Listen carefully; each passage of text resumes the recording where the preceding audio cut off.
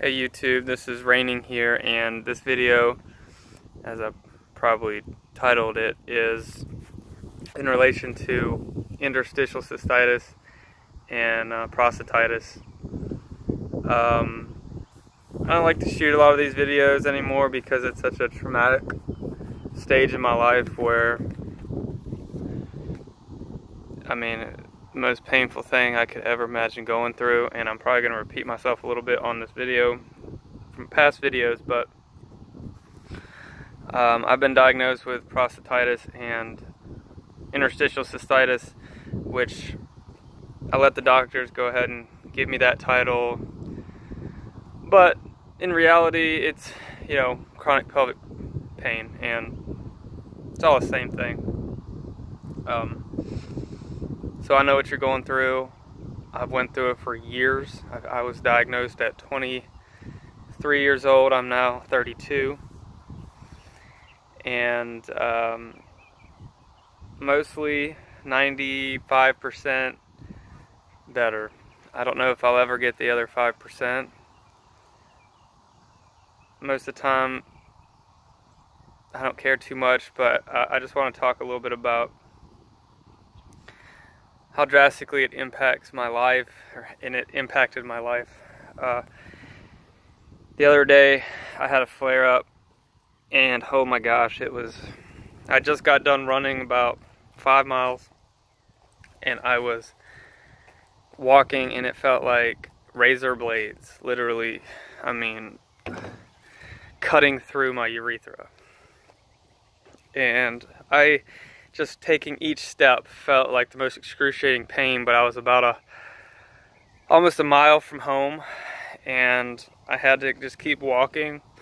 I tried to jog because I just wanted to get there as soon as possible.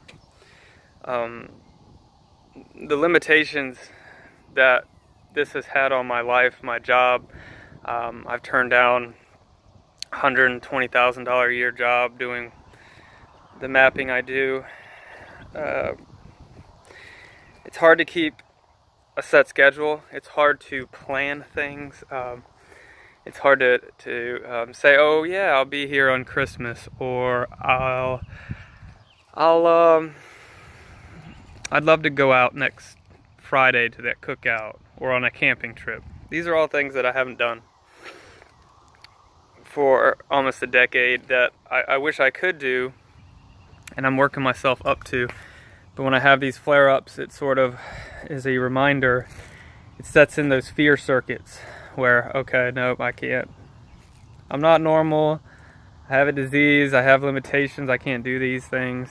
Mainly because, I've got a protocol that works for me, and that typically involves hot showers.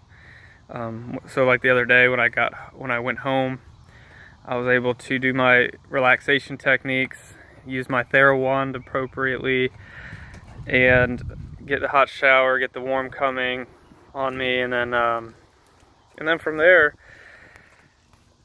I was able to, within a couple hours, start to feel better. I still had some burning and some pain throughout the night, but overall, it was gone by morning.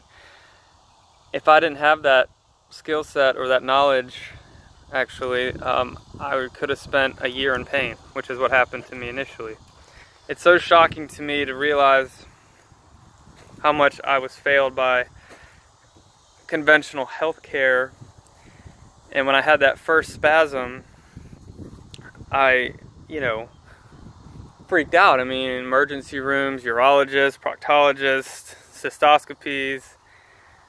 And yes, I did have a hydro distension, to check for the glomulations or whatever. So yes, I have been diagnosed through those means with interstitial cystitis. And a lot of people think, no, you don't have what I have. No, mine's not that. Well, for 90+% of people it is. And that's coming from Dr. Wise in California, who is the leading expert in this field. So, once again, those books, Amy Stein wrote a book called Heal Pelvic Pain, and then Dr. Wise. has a couple books, but Get Started with Headache in the Pelvis. So if I had known that at 23, I could have avoided a year of pain because I just kept tensing. I didn't know how to release. And that sounds crazy, but I didn't know how to release the spasm, and now I know how to do that. That simple trick could have saved me agonizing pain to the point of an attempted suicide. And it's so shocking to me to see that. And I'm making this video. I hate to relive it, but I just had to with my flare-up, so I might as well, you know, let you guys know. And one of the things that I'd like to mention too is the psychological impacts are incredible. Ultimately, it was anxiety triggered by depression my whole life that led to constant tension, which ended up coming out in the form of my pelvic syndrome. And it's so hard not to be anxious when you're in pain. It's so hard to deal with that. So now, you know, I'm seeing a therapist because I'm dealing with PTSD, you know, non-combat related. As far as the suffering I've been through, it's really hard to move past that.